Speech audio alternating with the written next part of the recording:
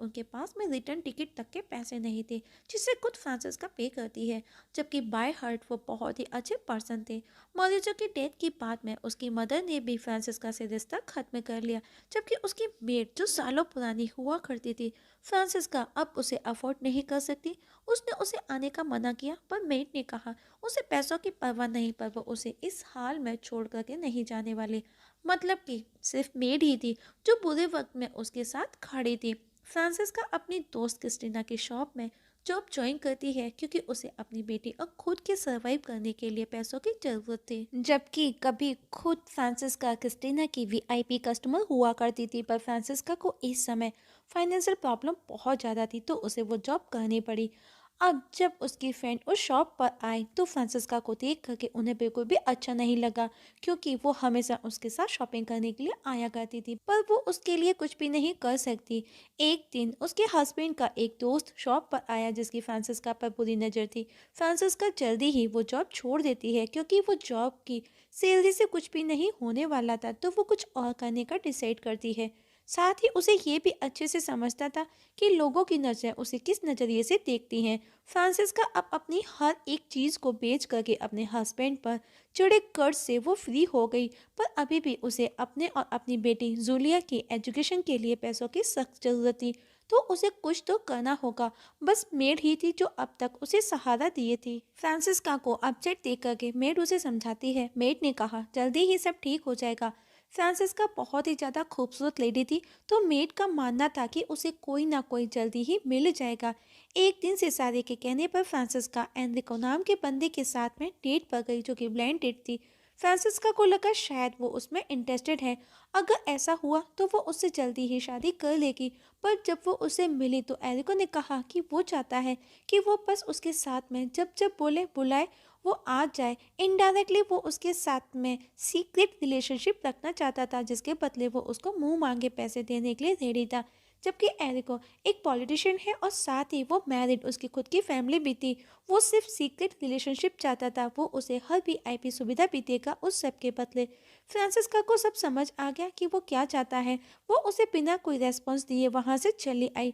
सारे वापस से एक और रिच बंदे के साथ में फ्रांसिस्का की डेट फिक्स करता है, जो कि वो बंदा बहुत ही ज्यादा फेक था, या फिर यूँ कह सकते हैं कि वो कंजूस था, हर चीज को परख करके लेता था। उसने फ्रांसिस्का को एक फेक नेकलेस गिफ्ट किया, जो कि फेक था। फ्रांसिस्का को डेट बीच में ही छोड़ करके चली आई और उसका नेकलेस भी वहीं रख आई। एक दिन वो अपनी दोस्त कार्ला के घर आई, जहां पर उसने अपना खुद का कोड देखा, जिसे कार्ला ने उसके सामान की नीलामी से किसी के थ्रू बाय किया था, क्योंकि वो उसे अफोर्ड नहीं कर सकती। मतलब कि उसकी दोस्त कार्ला भी उसकी पीठ में छुरा भोंक रही थी और वो कोड बहुत ज़्यादा एक्सपेंसिव था।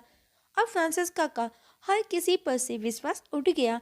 एक दिन कार्ला हस्बैंड सेंट्रो फ्रांसिस्को के घर आया। वो उसे सिल्क नाइट गाउन में देख करके फिसल जाता है और उसे बताता है कि वो उसे प्यार करता है, उसे पसंद करता है।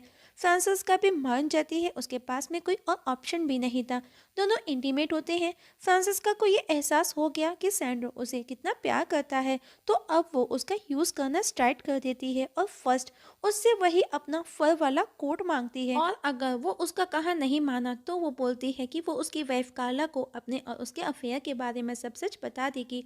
मतलब कि अब उसके पास में कोई और ऑप्शन भी नहीं था और अब फ्रांसिस्का का कोई भी फायदा नहीं उठा सकता था। जल्दी ही उसे सैंड्रो का भेजा हुआ कोट मिला, जिसे बेच करके फ्रांसिस्का को अच्छा खासा पैसा मिला, क्योंकि वो इतना महंगा था कि उसे हर कोई अफोर्ड नहीं कर सकता था।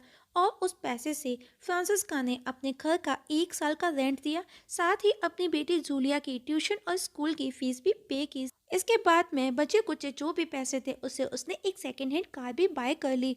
ये बात ज़्यादा दिनों तक छिपी नहीं रही। फ्रांसिस्का के दोस्त कार्ला को भी सब पता चल गया, उसके हस्बैंड और फ्रांसिस्का के अफेयर के बारे में और साथ ही उस कोड के बारे में।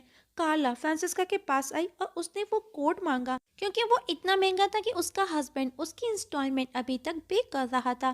पर फ्रांसिस्को ने बताया कि मैंने वो बेच करके उससे मिले पैसे भी खर्च कर दिए। अब मेरे पास ना तो वो कोट है, ना ही उसके पैसे।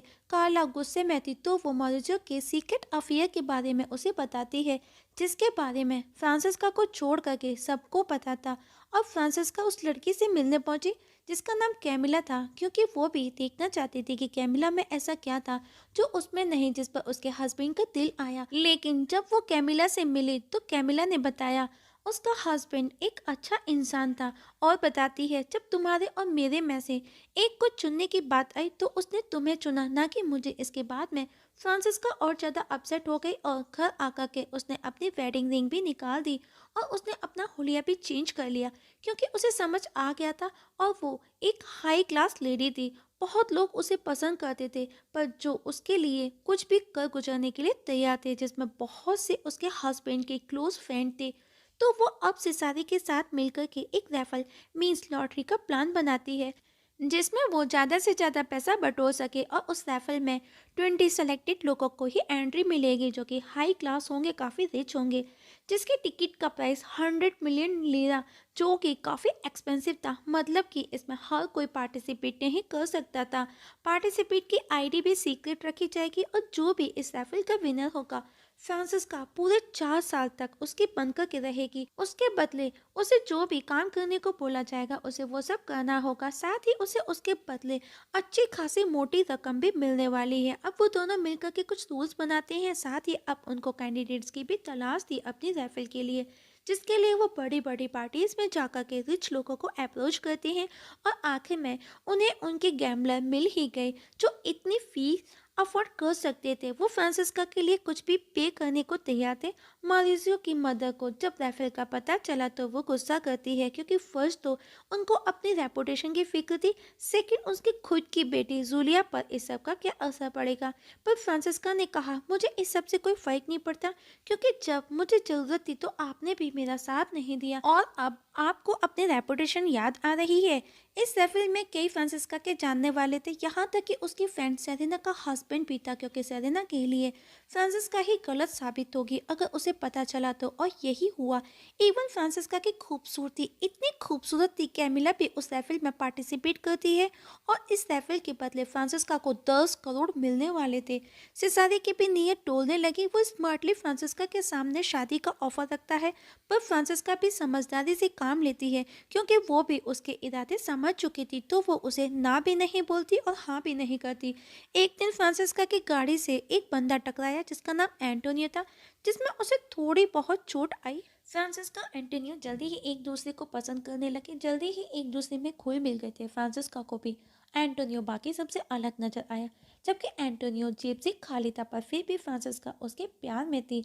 एंटोनियो को भी उससे प्यार था। जल्दी ही दोनों रिलेशनशिप में आ गए, पर फ्रांसिस्का राइफल को लेकर के सोच में पड़ जाती है। लेकिन एक दिन उसे पता चला कि एंटोनियो प्री प्लान था, ताकि वो राइफल के मिले उसके पैसों से ऐश कर सके, उसकी लाइफ आराम से गुजर सके। पर अब फ्रांसिस्का को सब पता चल गया, तो उसका प्लान फेल हो गया। अब फ्रांसिस्का एक सीक्रेट इन्फॉर्मर बनकर के एक ऑफिसर को इलीगल राइफल की इंफॉर्मेशन पास की, जो कि उसकी खुद की थी, और वो ऑफिसर बहुत ही ज़्यादा ईमानदार था।